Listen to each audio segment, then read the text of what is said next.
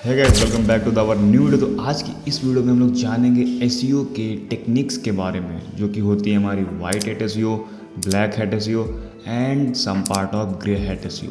तो चलिए शुरू करते हैं और एक एक करके सबको जानते हैं कि ये सब चीज़ें क्या होती हैं। वाइट हैट एसईओ टेक्निक आपको समझ में ही आ रहा होगा कि वाइट हैट जो कि फेयर होता है।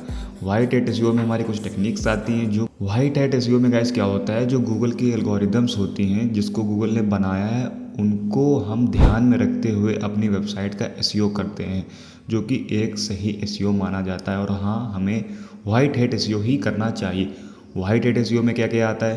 Content optimisation, URL optimisation, image optimisation, and उसमें जो हम ग्राफिक्स ऐड करते हैं एंड पूरा उसकी इंटरनल लिंकिंग करते हैं, तो ये सब हमारा वाइट हैट एसईओ में आता है।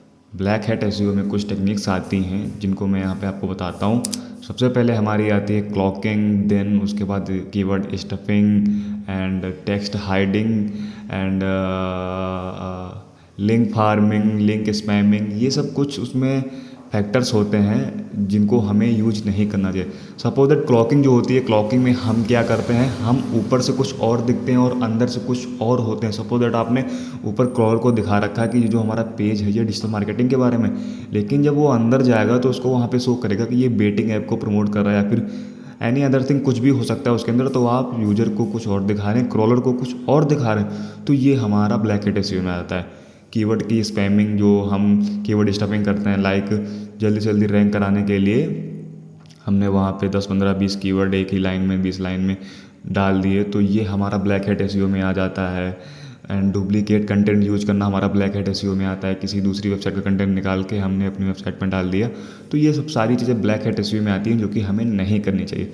तो मैंने आपको बता दिया white hat SEO and black hat SEO. अब हम बात कर लेते हैं ग्रे हैट एसईओ क्या होता है। गाइस, ग्रे हैट एसईओ कुछ भी नहीं होता है, उसे हम लोगों ने खुद ही बनाया है। लाइक अगर सपोज दैट हम वाइट हैट एसईओ कर रहे हैं 90% एंड 10% हमारा ब्लैक हैट एसईओ है, तो ये मिलके बनता है ग्रे हैट एसईओ।